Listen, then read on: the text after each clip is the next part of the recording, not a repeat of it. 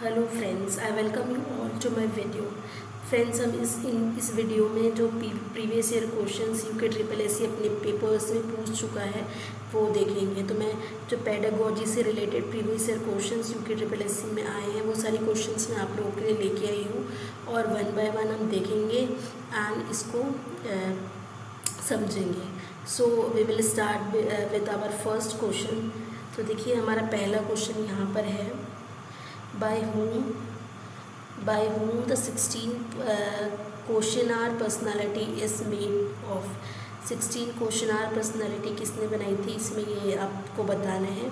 देखिए, हेनरी ए मुरे, Sigmund Freud, C.H. जंग एंड रेमंड बर्नार्ड कैटल। ठीक है।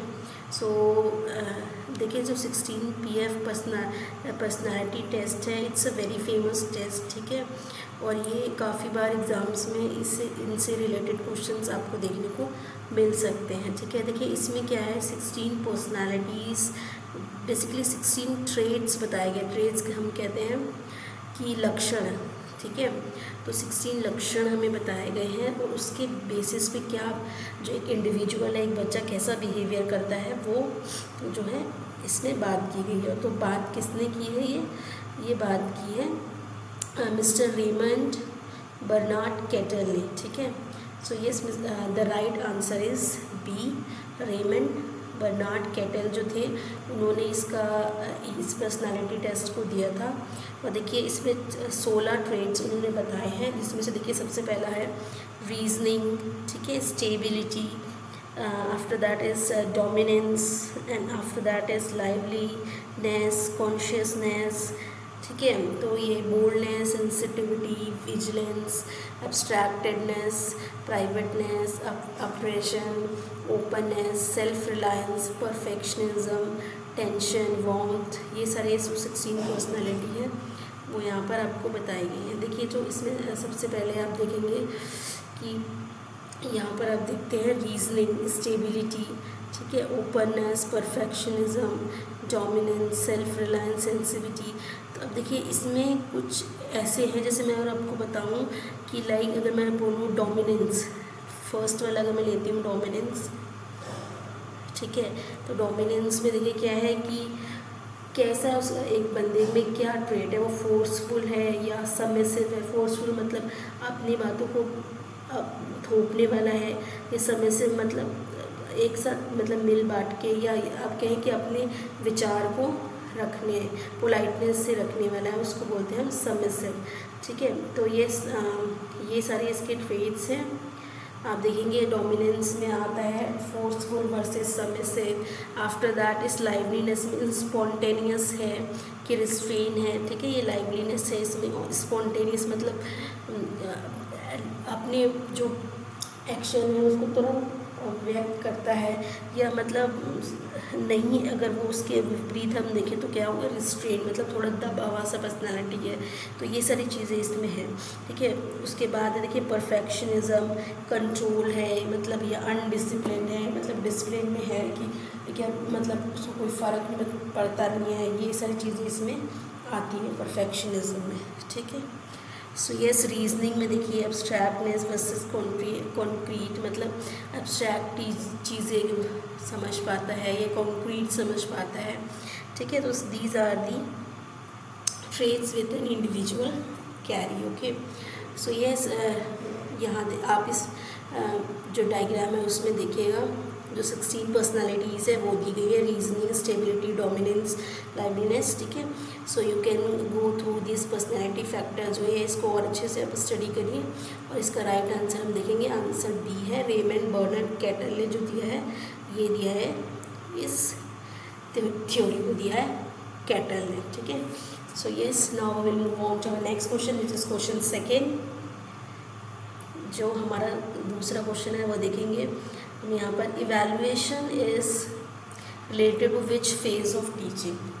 तो बेसिकली पूछ रहा है इवैल्यूएशन कौन से फेज़ ऑफ टीचिंग में आता है। देखिए, जो टीचिंग के फेज़ है वो 3 फेजेस होते हैं। First is reactive stage, after that is interactive stage and third is post active stage. Okay, तो देखिए प्री एक्टिव स्टेज हम कब कहते हैं, उसको स्टेज 1 बोलते हैं हम, जब हम क्या करते हैं अपने गोल्स को, मतलब क्या एम है, व्हाट आर आवर ऑब्जेक्टिव्स, ये सारी चीज़ें हम डिटरमाइन करते हैं उस स्टेज में। किस स्टेज में? उस फर्स्ट स्टेज में, जिसको हम बोलते हैं प्री एक्टिव स्टेज।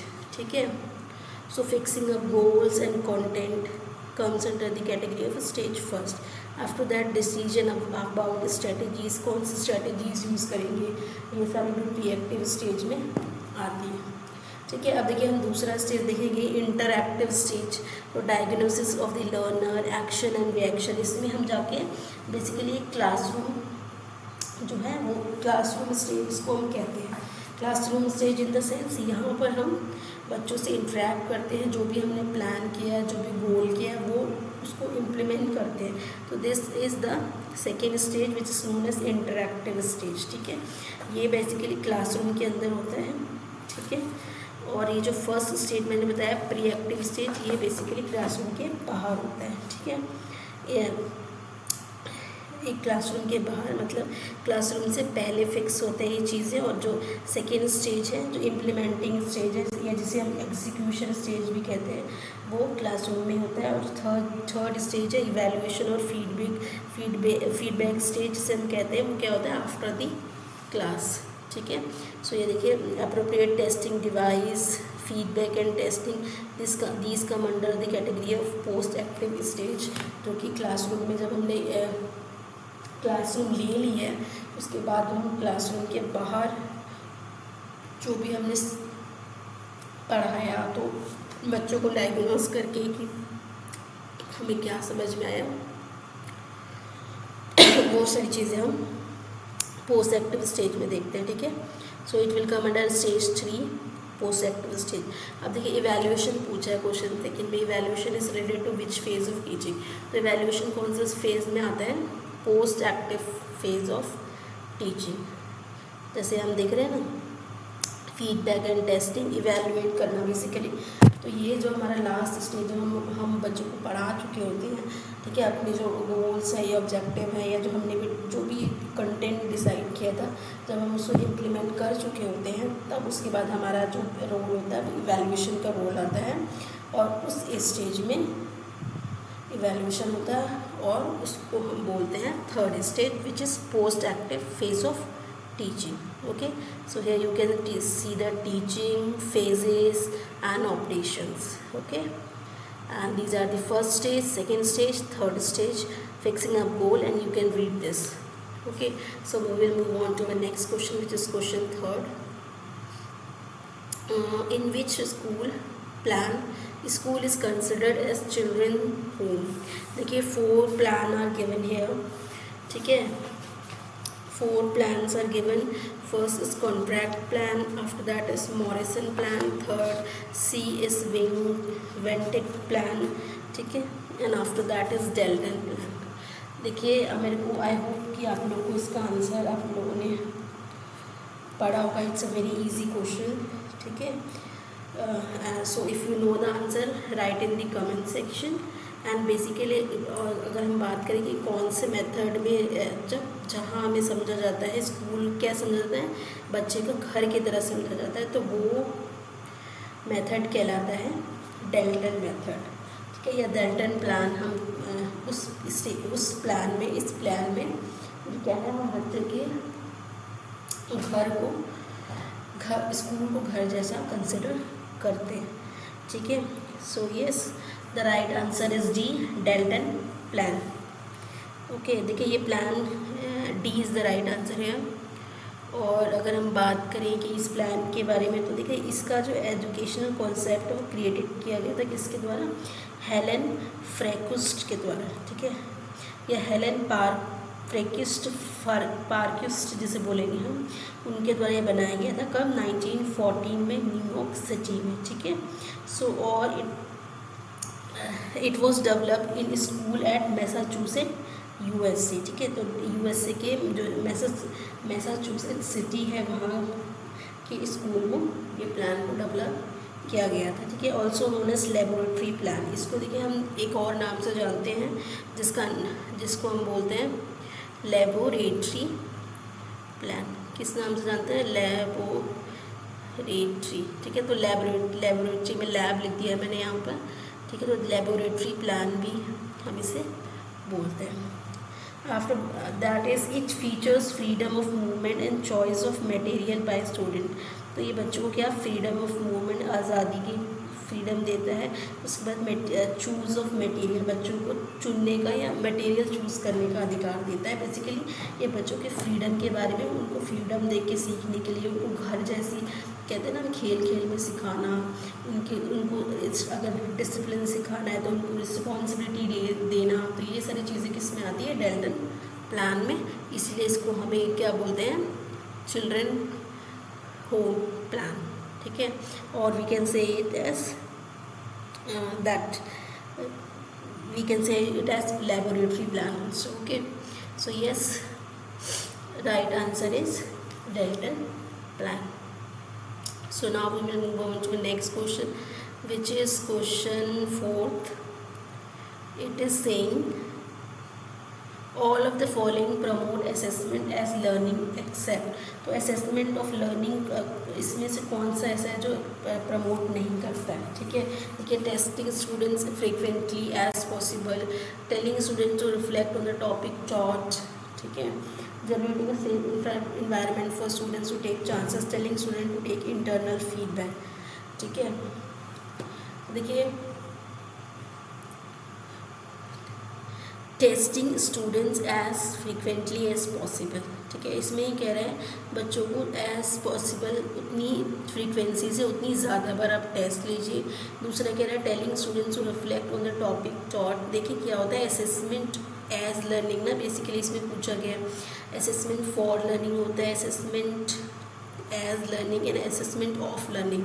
तो बेसिकली हमें इसमें असेसमेंट एज लर्निंग पूछा है। तो देखिए असेसमेंट एज लर्निंग में बच्चा जो क्या है वो खुद जो उसने सीखा है वो उसको बेसिकली एसेस करता है खुद से। मतलब आप क्या कहते हैं, बच्चे को खुद से अपने आप को डायग्नोस या अपने आप को इवेलुएट करने देते हैं कि yes whatever you have learn या whatever you have been taught, उसको खुद से एनालाइज करिए कि आपने कितना सीखा है। ठीक है, तो देखिए इसमें बच्चा जो है अपने टेस्ट खुद ले रहा होता है। तो इसमें अगर आप देखिए बी कि अगर हम बच्चे से कहें telling students to reflect on the topic taught, मतलब जो भी पढ़ाया गया है उसको। ठीक है, तो आप उसको बेसिकली रिफ्लेक्ट मतलब उसमें उससे आपने क्या सीखा उसको अगर हम उससे बोलें कि आप उसको हमें बताइए, तो बेसिकली वो खुद से क्या कर रहा है उसमें रिफ्लेक्ट कर, मतलब इसमें बच्चे का रोल ज़्यादा है। तो असेसमेंट वो खुद कर रहा है, तो B will not be the right answer. C देखिए generating a safe environment for students to take chances. ठीक है, अब बच्चे के लिए ऐसे इन्वायरमेंट क्रिएट करना कि बच्चे चांसेस ले सके, it will also be not the right answer. After that is telling students to take internal feedback, बच्चे को कहना कि आप इंटरनली अपना खुद का फीडबैक लो, तो ये भी नहीं है। आंसर देखिए ए होगा, testing students as frequently as possible. ठीक है, इसमें बेसिकली कह रहा है all of the following promote assessment as learning, सारे इसमें असेसमेंट एज लर्निंग को प्रमोट करते हैं बजाय किसके, जो ए वाला है। इसमें आप टेस्ट नहीं करोगे बच्चों को एज फ्रीक्वेंटली एज पॉसिबल, इसमें बच्चे खुद को अपने आप को टेस्ट करेंगे या रिफ्लेक्ट करेंगे। बस आप क्या करोगे, आप उनके लिए सेफ इन्वायरमेंट जनरेट करोगे कि ताकि वो चांसेस ले सके, मतलब अपने एफर्ट्स डाल सके। तो बेसिकली बी सही नहीं होगा, सी सही नहीं होगा, डी सही नहीं होगा, ए सही होगा। Testing students as frequently as possible ये नहीं प्रमोट करता है असेसमेंट एज लर्निंग को। ठीक है, सो यस। अब देखिए अगर हम बात करें असेसमेंट फॉर लर्निंग, तो इसमें क्या होता है असेसमेंट फॉर लर्निंग में हम क्या करते हैं, हम फीडबैक देते हैं ऑन लर्निंग एंड टीचिंग। मतलब असेसमेंट फॉर लर्निंग मतलब हम एसेस कर रहे हैं कि हमें, मतलब बेसिकली हम एसेस कर रहे हैं कि हमें और कहाँ इम्प्रूवमेंट की ज़रूरत है। ठीक है, तो ये सारी चीज़ें हम किस में करते हैं, असेसमेंट फॉर लर्निंग। देखिए enable teachers to use information about students, मतलब बच्चों के बारे में जो इन्फॉर्मेशन है उसको टीचर इसमें यूज़ कर पाते हैं। क्यों? क्योंकि ये फाइनल टेस्ट नहीं होता है। ठीक है, इसको हम एसेस कर रहे हैं, किस चीज़ के लिए एसेस कर रहे हैं, ताकि हम लर्निंग को बेटर कर पाए। ठीक है, असेसमेंट फॉर लर्निंग अगर इसका नाम है तो ये इसीलिए है कि आप जो असेसमेंट है उसको, हम ये असेसमेंट किस लिए कर रहे हैं, ताकि हम लर्निंग कर पाए। ठीक है, तो असेसमेंट फॉर लर्निंग में वो जो इन्फॉर्मेशन है वो बच्चे टीचर्स को मिलती है स्टूडेंट्स के बारे में, और उसको वो यूज़ कर पाए, उसको डायग्नोज करने में उसकी प्रॉब्लम को, या उसके लिए बेटर प्लान बनाने में, जो इंडिविजुअल बच्चा है उसकी प्रॉब्लम्स है उसके लिए बेटर प्लान्स बनाने के लिए हम क्या करते हैं, असेसमेंट फॉर लर्निंग करते हैं। इसमें देखिए क्या आता है, जो हमारे यूनिट टेस्ट होते हैं या हाफ ईयरली एग्ज़ाम्स होते हैं स्कूलों में, तो that will come under the category of assessment for learning. ठीक है, ये एंड रिजल्ट नहीं शो करता। ठीक है, इसमें क्या है, हमें फीडबैक देना होता है, हमें टीचिंग या लर्निंग को इम्प्रूव करना होता है। ठीक है, तो assessment for learning will come in this category. Okay, enable teachers to use information about students knowledge understanding and skills to inform their teaching. उसके बाद teacher provide feedback to students after their about their learning and how to improve. इसमें आपको teachers feedback देते हैं कि कैसे ये बच्चा इम्प्रूव कर पाएगा। जैसे हमने यूनिट टेस्ट लिया या स्कूल में पीरियोडिक टेस्ट होता है, लाइक अगर हमने फर्स्ट पीरियोडिक टेस्ट लिया, उसका रिजल्ट आया, तो हम देख पाएंगे इंडिविजुअल बच्चे की स्किल या जो भी उसकी अंडरस्टैंडिंग है उसको हम समझ पाते हैं। फिर हमें आगे चल के ये भी पता होता है कि हाँ, एक इंडिविजुअल बच्चे की अंडरस्टैंडिंग क्या है, या उसको कैसे इम्प्रूव करने के लिए हम उसको क्या सजेस्ट कर सकते हैं, ये सारी चीज़ें हम उसको बताते हैं। तो ये बेसिकली फीडबैक देने के लिए, इम्प्रूवमेंट करने के लिए होता है, ये एंड रिजल्ट नहीं होता है। ये हम ऐसे से इसीलिए कर रहे हैं ताकि हम लर्निंग कर सकें या लर्निंग को बेटर बना सकें। आफ्टर दैट देखिए असेसमेंट एज लर्निंग, जो हमने अभी ऊपर देखा, इसमें क्या होता है, involve student in the learning process. बच्चे खुद इसमें इस लर्निंग प्रोसेस में इन्वॉल्व होते हैं, where they monitor their own progress, वो अपनी प्रोग्रेस को खुद मॉनिटर करते हैं। Ask question and practice skills, बच्चे क्वेश्चंस पूछते हैं, स्किल्स प्रैक्टिस करते हैं। ठीक है, आफ्टर दैट देखिए student uses self assessment and teacher feedback to reflect on their learning, consolidate their understanding and work towards learning goals. Okay, after that देखिए assessment of learning, basically जो हमारा annual exam अगर school में आप देखते हैं, and जो exam होता है जिसमें हम क्या करते हैं, असेसमेंट ऑफ लर्निंग, जितना हमने लर्निंग किया है या जो भी स्किल हमने सीखे हैं उसका हम असेसमेंट कर रहे हैं, तो उसे हम बोलेंगे असेसमेंट ऑफ लर्निंग। ठीक है, देखिए assess teachers to use evidence of student learning to assess student achievement against learning goals and standard. मतलब जो भी हमारे गोल्स थे, हमारे स्टैंडर्ड्स थे, उसके अकॉर्डिंगली बच्चे ने उसको अचीव किया है या नहीं किया, उसको हम एसेस करते हैं। ठीक है, उसमें से हमें एविडेंस मिलते हैं, जो हमारे लास्ट एग्ज़ाम्स होते हैं, जो सारे कंबाइंड टेस्ट होते हैं, उससे हमें एविडेंस प्रोवाइड करते हैं कि जो भी लर्निंग का गोल था, जो भी उसके पर्टिकुलर क्लास में अगर वो है तो उसका ऑब्जेक्टिव था, उसने अटेन किया है नहीं किया है, that is taken by assessment of learning. ठीक है, अब देखिए इसमें यूनिट वो हाफ ईयरली मैंने बताया। ठीक है, तो वो इसका एग्जाम्पल होता है। ठीक है, so yes, the right answer is A, teaching students as frequently as possible. Now move on to the next question, which is question 5. The scaleogram method of attitude measurement was propagated by. ठीक है, the scaleogram method था, किसने propagate किया था, Hudson, Guttmann, Likert या थ्रॉन्डाइक। So yes, 4 options are given here. I hope आपको इसका answer आता है। देखिए जो स्केलोग्राम मेथड है ना, इसको एक और मेथड के नाम से हम जानते हैं, जिसे हम कहते हैं गटमैन मेथड। ठीक है, तो गटमैन मेथड बेसिकली इसलिए कहते हैं क्योंकि इसको डिस्कवरी किसने किया था, गटमैन। ठीक है, so yes, this method was developed by mister Guttmann. और देखिए एटीट्यूड मेज़रमेंट क्या होता है, बेसिकली हम इसमें मेज़र करते हैं कि पर्टिकुलर इंडिविजुअल की सोच क्या है। ठीक है, या वो क्या सोचता है, और उस सोच के बिहेवियर पे बेसिस पे वो क्या बिहेव करता है। ठीक है, इसको हम गटमैन मेथड को, जैसे मैंने बताया कि स्केलोग्राम मेथड भी कहते हैं या क्यूमुलेटिव मेथड, स्केलिंग भी ऑल्सो वी कैन से जो ठीक है। और भी एटीट्यूड मेजरमेंट के अलग अलग मेथड हैं, जैसे लाइकर्ट मेथड, यहाँ जैसे उसके बाद है semantic differentiation method, scale, numerical scale, constant sum scale, graphic rating scale, Guttman scale तो मैंने बता ही दिया, स्टेपल स्केल। उसके बाद ये सारी स्केल हैं जो क्या मेज़र करते हैं, एटीट्यूड मेज़र करते हैं। Okay, so yes the right answer is B.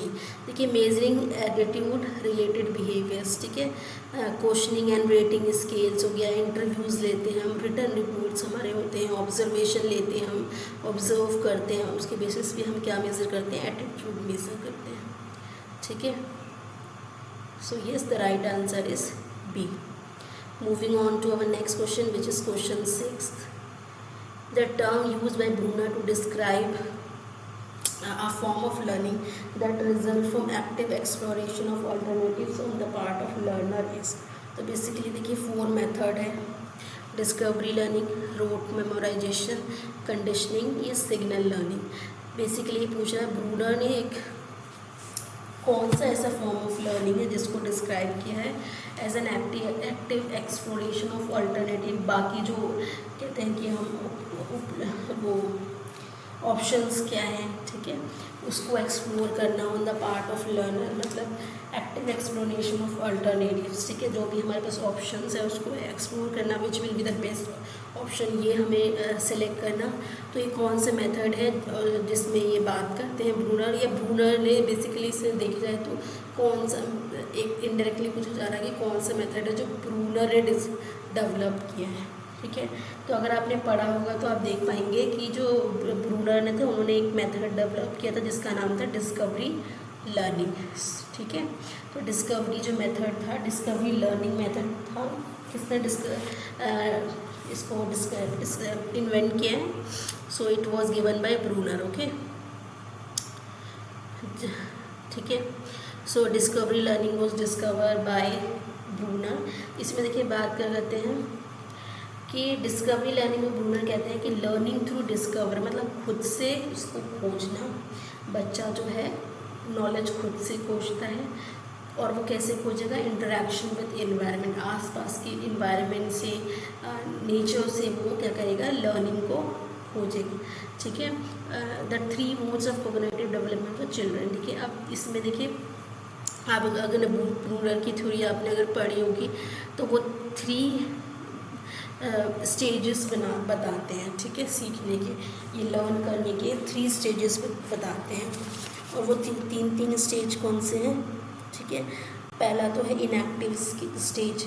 इसमें क्या है, डायरेक्ट एक्सपीरियंस लेता है बच्चा, या कॉन्क्रीट एक्टिविटीज़ से वो सीखता है। ठीक है, एक्शन बेस स्टेज जिसे हम बोलते हैं, और जो कब से कब तक होता है, 0 से 3 ईयर्स। ठीक है, so this is inactive stage, action based stage.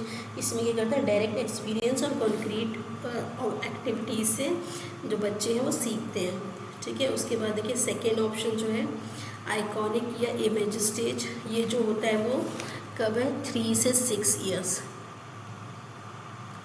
ठीक है, तो 3 से 6 ईयर्स जो है will come under the category of what, iconic image. ठीक, आइकॉनिक इमेज स्टेज। ओके, इसमें देखिए क्या है, बच्चा जो है विजुअल, स्पेशल या ग्राफिक जो पिक्चर रिलेटेड चीज़ें हैं उसको देख के उसमें से बच्चा सीखता है, तो that will come under the category of image, जिसे कहते हैं ना इमेज स्टेज। तो इमेज से बच्चा सीखता है, तो that will come under the category of iconic stage. And after that is symbolic stage, जो कि 7 ईयर्स और ऑनवर्ड्स होते हैं। ठीक है, तो अभी तक देखिए पहले उसने एक्शन किया, खुद से उसको एक्सपीरियंस किया, टच किया, होल्ड किया, उसके बाद उसने इनएक्टिव स्टेज में ये सारी चीज़ें की। उसके बाद उसने क्या किया, आइकॉनिक स्टेज में उसको रियल एक्सपीरियंस लेने की ज़रूरत नहीं है, बस इमेज देख के वो सीख गया। ठीक है, तो वो आइकॉनिक स्टेज। अब उसके बाद देखिए सिम्बॉलिक स्टेज में क्या है, थिंकिंग या टॉकिंग इन एब्स्ट्रैक्ट टर्म, जो चीज़ें सामने विजुअल नहीं है, जैसे मैथ्स के फॉर्मूले, ये सारे रीजनिंग के जो एब्स्ट्रैक्ट जो चीज़ें रीजनिंग फार्मूलेज होते हैं जिसमें दिमाग लगाना होता है, एब्स्ट्रैक्ट चीज़ें इमेजिन करनी होती है, अपनी माइंड में इमेजिनेशन लेके आना होता है, फार्मूलेज पुट करने होते हैं, that will come under the category of abstract thinking. Okay, and देखिए knowledge in the form of word, symbols, music, language. ठीक है, नॉलेज किस फॉर्म में आप लेते हैं, वर्ड्स लेते हैं, सिम्बल्स या म्यूजिक, या जिसमें कहते हैं ना सारे हायर डेवलपमेंट जो होते हैं वो सारे कौन से स्टेज में होते हैं, सिम्बॉलिक स्टेज में, विच इज़ फ्रॉम 7 और ऑनवर्ड्स। ठीक है, 7 साल से उसके आगे के साल जो वाले जो साल होते हैं वो बच्चों के कौन से स्टेज में आता है, सिम्बॉलिक एज स्टेज में आता है। ठीक है, तो यस ये these are the 3 stages given by Bruner. ठीक है, अब देखिए डिस्कवरी लर्निंग की ब्रूनर ने बात की है कि अब वो डिस्कवरी लर्निंग को क्या कहते हैं कि वो कहते हैं कि children is always ready to learn but only within current framework of development. वो कहते हैं टीचर को क्या करना चाहिए, चैलेंजेस और प्रॉब्लम्स बच्चे के लिए क्रिएट करना चाहिए ताकि वो अपने नेक्स्ट लेवल पे मूव कर जाए। तो टीचर का रोल इसमें क्या है, चैलेंजेस प्रोवाइड करना, ठीक है, और प्रॉब्लम्स क्रिएट करना जिसके सॉल्यूशंस कौन ढूंढेगा, बच्चा जो ढूंढेगा अपने इन्वायरमेंट से इंटरेक्ट करके। ठीक है, तो teacher will create the problem, ठीक है, challenges, and student will learn by itself. They will actually discover and by what interaction with the environment. So yes, discovery learning is the right answer. Moving to the next question, which is question 7. According to Jean Piaget, the period of concrete operational stage is, ठीक है, देखिए concrete operational stage कौन सा है, पियाजे की जो 4 stages है बहुत इम्पॉर्टेंट भी कह लीजिए, और हर एग्ज़ाम में आपको ये क्वेश्चन इसमें से मिल जाते हैं। डेफिनेटली हर एग्ज़ाम में इसमें से क्वेश्चन किसी ना किसी तरह से फ्रेम किए जाते हैं। सो ये इम्पॉर्टेंट है ये पढ़ने के लिए।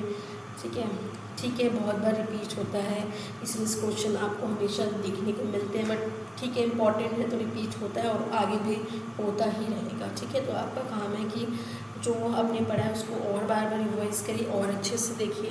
ठीक है, अगर मैं फ्रेंड्स बात करूँ इन क्वेश्चंस की, तो ये सारे प्रीवियस क्वेश्चंस हैं यूके ट्रिपल एससी, और यूके ट्रिपल एससी के अलावा मैं और भी क्वेश्चंस लेके आऊँगी फ्रेंड जो अदर एग्ज़ाम में, जैसे हमारे एनवीएस, केवीएस या ईएमएनएस एग्ज़ाम्स में जैसे क्वेश्चंस पूछे जाते हैं साइकोलॉजी, पेडागोजी से रिलेटेड, वो सारे मैं क्वेश्चंस और लेके आऊँगी। ये सारे जो क्वेश्चंस मैं अभी लेके आई हूँ इस वीडियो में, ये यूके ट्रिपल एससी के बेसिकली प्रीवियस क्वेश्चंस हैं। एंड यस, दीज आर, यही पैटर्न है बेसिकली जो यूके ट्रिपल एससी का पैटर्न है। वो यूके ट्रिपल एससी का क्या मोटा ये सारे एग्ज़ाम्स में सेम जो एग्ज़ाम्स आपके होते हैं केवीएस, एनवीएस या ईएमआरएस, उनमें ये जो पेडागोजी से रिलेटेड सारे टॉपिक है, ये सारे टॉपिक ही इम्पॉर्टेंट है। इसी से क्वेश्चंस आपको कहीं ना कहीं फ्रेम करके मिल जाएंगे। ठीक है, so yes, this video is important for you. ठीक है, देखिए इसको। हमारा जो क्वेश्चन है जीन पियाजे का कॉन्क्रीट ऑपरेशनल स्टेज कौन सा है, जो 3rd स्टेज जो उनका होता है 7 से 12 ईयर्स। ठीक है, जो 7 से 12 ईयर्स वाला स्टेज होता है उसको हम बोलते हैं कॉन्क्रीट ऑपरेशनल स्टेज। ठीक है, देखिए फर्स्ट स्टेज होता है सेंसरी मोटर, जब बच्चा छोटा होता है, पैदा होता है, उससे 2 साल तक वो क्या करता है अपने सेंसेस से और एक्टिविटीज़ करके उसको समझता है। देखिए इसमें कह रहा है understand world through senses and actions. ठीक है, अपने जो सेंसेस भी कैसे, we have senses like touch, hear, ठीक है, and after that is seeing. So ये सारे हमारे सेंसेस है, उससे बच्चा जो है सीखता है और एक्शन करता है। After that is 2 to 7 year which is known as pre operational stage. इसमें क्या है, बच्चा जो है क्या सीखता है, understand world through language and mental images. अब दिमाग में उसकी इमेजेस बनने लगती हैं। पहले वो अपनी मम्मी को देखिए, तो मम्मी को वो पहचान जाता है और अपने रिलेटिव्स को पहचानने लगता है, चीज़ें को वो पहचानता है कि यस दिस इज़ बॉल, और ये सारी उनकी जो उसकी जो मेंटल इमेज है वो बन चुकी होती है 2 से 2 साल के ऊपर। ठीक है, उसके बाद देखिए उसका लैंग्वेज डेवलपमेंट होता है, वो अब सीखता है किसके थ्रू, लैंग्वेज के थ्रू, ठीक है। So now will see to concrete operational stage. तो इसमें देखिए understand through world through logical thinking, अब वो लॉजिक लगाता है, ठीक है। कैटेगरीज कॉन्क्रीट बेसिकली क्या होता है, things which can be seen और होल्ड, ठीक है। तो अभी वो एब्स्ट्रैक्ट लेवल पे या फॉर्मल लेवल पे नहीं किया, अभी वो चीज़ों को देख के ही क्या करता है, उसके बेसिस पे उसको समझता है, लॉजिक लगाता है। बट अब जब वो फॉर्मल ऑपरेशनल स्टेज में जाएगा 12 ईयर्स से जो ऊपर वाले स्टेज में, तो वो हाइपोथेटिकल थिंकिंग करेगा या साइंटिफिक रीजनिंग देगा। हाइपोथेटिकल थिंकिंग में मतलब जो चीज़ नहीं है उसको हाइपोथेटिकली में उसकी कल्पना भी कर पाएगा वो, ठीक है, कि ये चीज़ नहीं है, तो इसका मतलब ये नहीं कि वो है ही नहीं। उससे रिलेटेड बड़े बड़े, जैसे आप देखते हो बड़े बड़े फॉर्मूले होते हैं, उसको क्रिएट करना, ये सारे किस स्टेज में होता है, फॉर्मल ऑपरेशनल स्टेज में, ठीक है। जो 12 ईयर्स से ऊपर वाली स्टेज है उसमें ये सारी हाइपोथेटिकल थिंकिंग्स होती है। So yes the right answer is 7 to 12 years, ठीक है। So moving on to next question which is question we have this 8, okay. Question 8 कह रहे हैं comes under the acquire motives are. देखिए कुछ मोटिव्स होते हैं, कुछ बायोजेनरिक मोटिव्स होते हैं, जो बायोजेनरिक बेसिकली जो बर्थ से होते हैं, लाइक हंगर, ये सब में कॉमन होते हैं। Everyone feel hungry, everyone feel thirsty, ठीक है। एस्केप फ्रॉम पेन, सबको पेन नहीं, किसी को पेन नहीं चाहिए होता है, सब पेन से बचते हैं। आफ्टर दैट देखिए ये सारी जो बायोजेनरिक मोटिव्स होते हैं ये सब में कॉमन होते हैं, और बायोलॉजिकली मतलब इन बाय बर्थ हमारे साथ ये आते हैं, ठीक है। After that is secondary socio generic. इसमें देखिए 3 पार्ट्स है, साइकोलॉजिकल जैसे सिक्योरिटी चाहिए होती है, हमें फ्रीडम, एडवेंचर एक्सेट्रा, ये सारे आते हैं psychological security. After that is social मतलब सोसाइटी में हम रहते हैं, we are human beings are social, human beings are social animal, so we live in society, ठीक है। हम सोसाइटी में रहते हैं, सोसाइटी में ही हमें क्या है,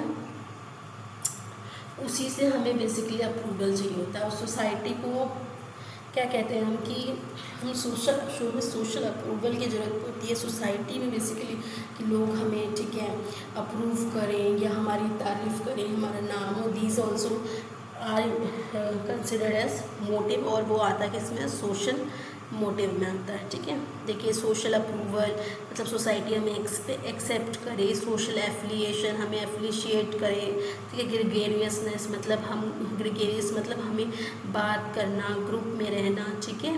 सो एक दूसरे से बात करना, वो चीज़ें पसंद है। एक्विजिशन मतलब लोग हमें क्या करें, एक्वायर करें, ठीक है। तो that will come under the category of acquisition, okay. So after that देखिए उसके बाद है personal competency, self concept, values हैं हमारे, अचीवमेंट हो गए। तो ये सारे क्या है, सेकेंडरी और सोशल जेनरिक मोटिव्स में आते हैं। तो देखिए हम लोग आएंगे क्वेश्चन में जो कह रहा है comes under the acquire motives are. Acquire मतलब जो हमें बाय बर्थ या नेचुरली नहीं मिली है। तो ये देखिए हंगर एंड थर्स्ट हमें मिली है नेचुरली। सेल्फ प्रोटेक्शन, ठीक है, ये भी हम कहेंगे कि यस एक्वायर मोटिव नहीं है ये। एंगर और फियर ये भी एक्वायर मोटिव्स नहीं है। D will be the right answer. Cooperation and competition ये हमारे एक्वायर मोटिव्स, ठीक है। ये हमने बेसिकली लिए, मतलब इसको ऐसा नहीं कि हमें बाय बर्थ मिले, हमने इसको लिया है, ठीक है, इसको हमने एक्वायर किया है। So it will come under the category of acquire motive, cooperation and competition, ठीक है। So yes D is the right answer. Now moving on to next question, which is question 9th. It's saying by decreasing the number of items in the test, what is happening? By increasing the number of the test क्या होता है कि reliability हमारी increase हो जाती है. So B will be the right answer. अगर हम किसी भी टेस्ट में नंबर ऑफ़ आइटम्स को इंक्रीज़ करते हैं तो उससे हमारी रिलायबिलिटी भी इंक्रीज़ होती है। देखिए अब रिलायबिलिटी क्या होती है कि रिजल्ट्स आर कॉन्सिस्टेंट, जितनी बार हम टेस्ट दे रहे हैं रिजल्ट सेम आना चाहिए, जितने बच्चे टेस्ट दे रहे हैं, ठीक है, तो रिजल्ट क्या आना चाहिए, सेम आना चाहिए, उसको बोलते हैं रिलायबिलिटी। और वैलिडिटी क्या होता है, रिजल्ट सेटिस्फाइंग ऑब्जेक्टिव, मतलब जो भी हमारा गोल था, ऑब्जेक्टिव था, रिजल्ट ने उसको अचीव किया या नहीं, उसको बोलते हैं, मतलब उस टेस्ट ने उस रिज़ल्ट को अचीव किया ही नहीं किया, उसको बोलते हैं वैलिडिटी। तो वैलिडिटी कहते हैं वैलिड टेस्ट है, मतलब जो हमारा ऑब्जेक्टिव था वो हमने उससे सेटिस्फाई कर पाए कि नहीं कर पाए, तो उसको हम बोलेंगे वैलिडिटी। और रिलायबिलिटी मतलब रिजल्ट्स कॉन्सिस्टेंट, मतलब एक समान है कि नहीं है, उसको बोलेंगे रिलायबिलिटी, ठीक है। सो यस, देखिए मैं रिलायबिलिटी और वैलिडिटी की बात करूँ तो इसको अच्छे से डिटेल में पढ़ने की ज़रूरत है, ठीक है। इस पर मैं आप लोगों को एक वीडियो बना के दूँगी, ठीक है, और पूरा डिटेल में अच्छे से समझाऊँ, क्योंकि रिलायबिलिटी मैंने देखा फ्रेंड और वैलिडिटी इससे रिलेटेड हमेशा एक आध क्वेश्चन ज़रूर जो एग्ज़ामिनर है वो फ्रेम कर देता है। सो यस, अभी तो मैं इस वीडियो में मैंने क्वेश्चन लेके आई हूँ, बट आप लोगों के लिए मैं एक और वीडियो बनाऊँगी जिसमें मैं आपको क्लियरली बहुत डिटेल से रिलायबिलिटी और वैलिडिटी के बारे में समझाऊंगी और उससे रिलेटेड इम्पॉर्टेंट MCQs भी लेके आऊँगी, ठीक है। So yes, the right answer is reliability increases. So next question is question 10th। According to Terman the intelligence quotient of mentally retarded children, जो मेंटली रिटार्डेड चिल्ड्रन होते हैं उनकी ये इंटेलिजेंस क्वेश्चन पूछा गया है बेसिकली। तो देखिए less than 70, more than 75, more than 70 या लेस देन 75। तो देखिए फ्रेंड मोर देन 75 तो नहीं होगा, या मोर देन 70 भी नहीं होगा, लेस देन 75 भी नहीं होगा, लेस देन 70 तो होता है ना, ऑप्शन ए लेस देन 70 ये आएगा, क्योंकि लेस देन 70 बच्चा है का इंटेलिजेंस क्वेश्चन है, इसीलिए तो उसको फिर हम कह रहे हैं मेंटली रिटार्डेड, ठीक है। तो देखिए इसके जो टर्मन है कुछ IQ रेंजेस दिए हैं उन्होंने, ठीक है। यहाँ पर हम देखेंगे जीनियस और नियर जीनियस, जो 160 एंड ओवर जो होते हैं, 164 एंड उससे अब जो होते हैं उसको हम, जिनका IQ लेवल है उसको हम बोलते हैं जीनियस और near genius. After that is 148 से लेके 164 तक, ठीक है। जो 148 से 164 की रेंज है उसको हम बोलते हैं वेरी सुपीरियर इंटेलिजेंस, हम बोलते हैं बेसिकली टर्मिनल में क्लासीफाई किया है। आफ्टर दैट इज़ 132 से 148 सुपीरियर इंटेलिजेंस, 113 से 132 अबव एवरेज इंटेलिजेंस, 84 से 113 नॉर्मल और एवरेज इंटेलिजेंस, 68 से 84 डलनेस, ठीक है। 52 से 68 we have border line deficiency. Below 52 देखिए definite feeble minus, feeble minus देखिए जो माइनस फेबल मतलब थोड़ी वीक माइनस होती है, जो माइंडली जो या मेंटली थोड़े वीक होते हैं, जिनका IQ लेवल क्या होता है below 52, that is known as feeble minus mindedness, ठीक है। So yes, the right answer is less than 70, ठीक है। So moving on to the next question, we have question 11। People who can not directly express their anger, ऐसे लोगों को क्या कहते हैं जो डायरेक्टली अपने एंगर को एक्सप्रेस नहीं कर पाते। देखिए फ्रेंड्स, एथलेटिक है, पिकनिक है, ठीक है, रिलीजियस है, या एस्थेनिक है। So I think it's the very easy question, सबको क्वेश्चन आता होगा फ्रेंड्स, आंसर दीजिए कमेंट सेक्शन में, ठीक है। इससे क्या हो, देखिए इससे क्या है कि अभी मैं एक्टिवली आपको पढ़ा रही हूँ and you are what passive role आप प्ले कर रहे हो, ठीक है। बट अगर आप इसको कमेंट सेक्शन में लिखते हो तो वो आपके सबकॉन्शियस माइंड में फीड हो जाएगा और आप क्या होगे, पैसिव की जगह एक्टिव लर्नर बन जाओगे। Active learner in the sense कि आप सिर्फ सुनने के बजाय उसमें पार्टिसिपेट भी कर रहे हो। इसीलिए मैं आपको कहूँगी कि आप कमेंट सेक्शन में आंसर दीजिए, ठीक है। It will play a very good role in the improvement of your memory और योर कॉन्शियस, आपका जो कॉन्शियसनेस है वो डेवलप होगा। तो इससे जो ये है जो मैं आप जो कमेंट सेक्शन में लिखते हैं तो it will be beneficial for you only. Okay, so yes, people who can not directly express their anger, उसको हम बोलते हैं एस्थेनिक। ठीक है, जो थोड़े शाय नेचर के होते हैं, ये डायरेक्टली अपने एंगर या फियर को एक्सप्रेस नहीं कर पाते हैं, तो उसको हम एस्थेनिक बोलते हैं। Low tolerance to everyday physical and mental exertion, increase exhaustion, fatigue होता है, inability to overcome life difficulty. ठीक है, ये सारी थोड़ी नेगेटिव उनकी क्वालिटीज़ होती हैं। एंशियस होते हैं, घबराए होते हैं। शाय मतलब शर्मीले होते हैं, टची, दूसरों का टच भी फील नहीं करना चाहते, मतलब अच्छा नहीं लगता उनको feeling. Vulnerable, have low self esteem, उनको क्या होता है, जो कॉन्फिडेंस होता है उनका लो होता है। Tend to hypochondriacal reaction and vegetarian dystonia, overvalued ideas forming relationships. ठीक है, सेल्फ डेप्रिशिएशन। तो देखिए ये सारे जो फ्रेंड मैं आप लोग को एक होमवर्क देती हूँ, ये सारे जो वर्ड्स हैं इसको सर्च करके आप कमेंट सेक्शन में इसको एक्सप्लेन करिए। ठीक है, वेजिटेटिव डिस्टोनिया क्या होता है, over valued ideas forming relationship, ये सारे जो पॉइंट्स हैं आप लोगों को इसको क्या करना है और अच्छे से कमेंट सेक्शन में लिखना है और इसका आंसर को देना है। ठीक है, बेसिकली इसको एक्सप्लेन करना है कमेंट सेक्शन में। ठीक है, तो yes, the right answer is B. Moving to next question which is question 12th। What is the first source in the phase of motivation. अब देखिए फ्रेंड्स, मोटिवेशन लाइफ में बहुत ज़रूरी होता है। यू नो कि without motivation we human beings, हम जो ह्यूमन बींग्स हैं वो हिल भी नहीं सकते हैं अगर आपका हमारा मोटिवेशन ना हो तो। ठीक है, अब देखिए हमारा मोटिवेशन क्या होता है, लाइक हमें हंगर है तो खाने का मोटिवेशन जो होता है वो हमारे लिए हमें क्या करता है, ड्राइव का रोल प्ले करता है। ठीक है, सो यस, अलग अलग टाइप के मोटिवेशन होते हैं।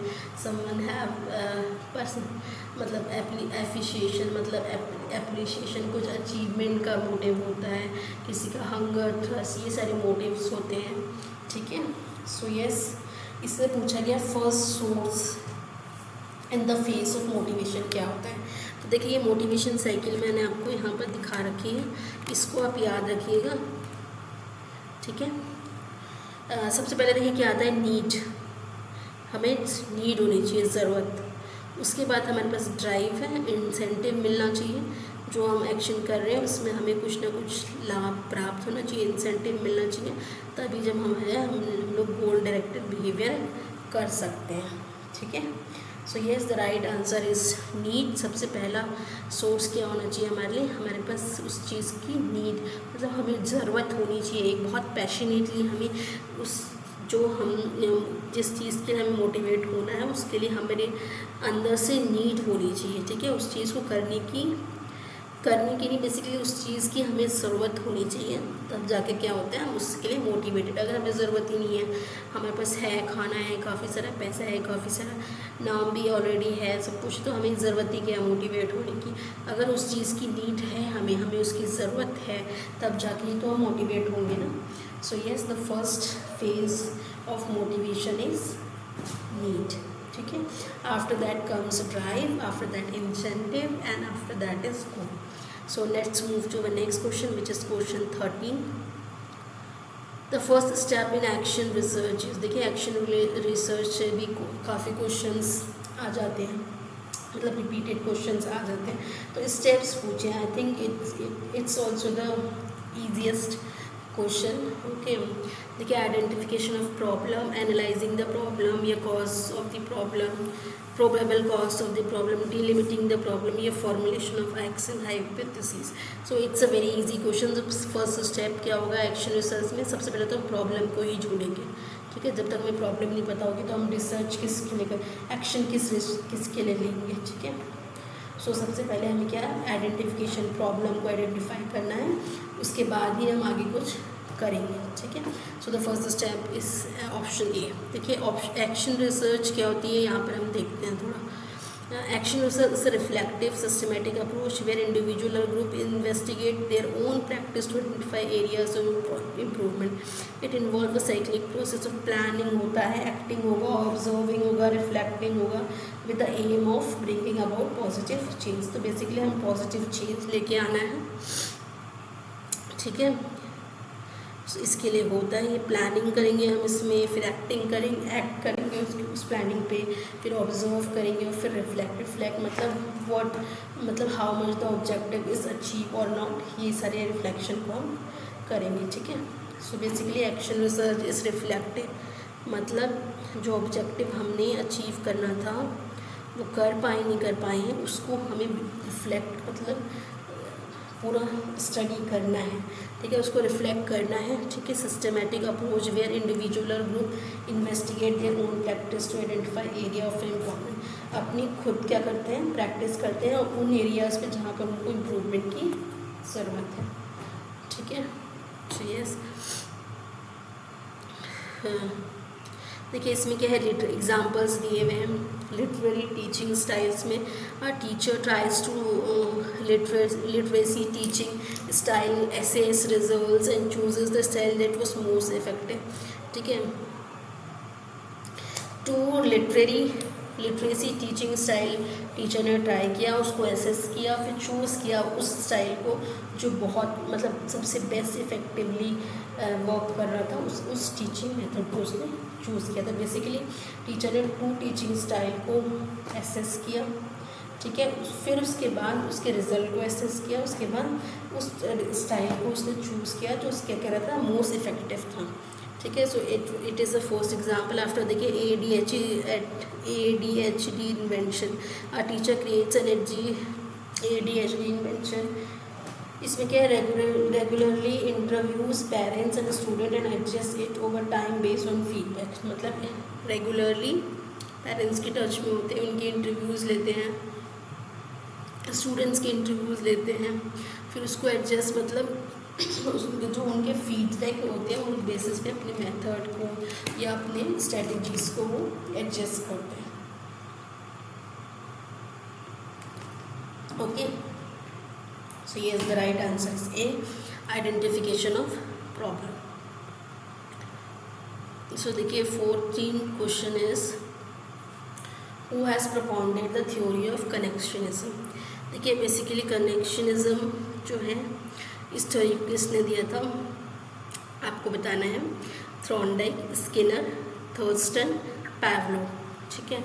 मुझे लगता है इसका आंसर भी आप सबको आता होगा. It's a very easy question, ठीक है, and also repeated one also. So yes, the right answer is A, Thorndike. देखिए थ्रॉन्डाइक की बात करें तो इनका जन्म 31 अगस्त 1874 में हुआ है. He died on August 9, 1949. born in Williamsburg, Massachusetts, studied animal behavior and the learning process, led to the theory of connectionism, ठीक है, laying the foundation for modern education psychology, ठीक है. तो इनको जो है मॉडर्न एजुकेशन साइकोलॉजी भी इन्होंने डेवलप की है और इनका ट्रायल एंड एरर थ्योरी तो फेमस है ही, ठीक है. तो उसके बारे में तो आप जानते ही होंगे, ठीक है. सो कनेक्शनिज्म किसने डेवलप किया था? थ्रॉन्डाइक में. सो next question is question 50. Foresight is consisted in which theory of learning. So foresight कौन सी थ्योरी का ये आप देखते हैं तो इसे D will be the right answer, inside theory of learning. देखिए इसमें क्या इंक्यूबेशन है, वेरिफिकेशन है, ठीक है, इनसाइट है, प्रिपेयरनेस, ठीक है. So this was the last question. D inside theory of learning is the right answer, ठीक है फ्रेंड्स. तो हमने इसमें 15 क्वेश्चंस देखे जो कि हमारे प्रीवियस PYQs थे पेडागोजी से रिलेटेड. तो होप आप लोग को वीडियो अच्छा लगा होगा, आपने इस वीडियो से कुछ सीखा होगा, ठीक है. और वीडियोस या और क्वेश्चंस में लेके आऊँगी अपने नेक्स्ट वीडियो में, ठीक है. Till than happy studying, revise करते रहिए, पेपर की तैयारी कीजिए अच्छे से, ठीक है. So yes, till then bye, thank you for watching.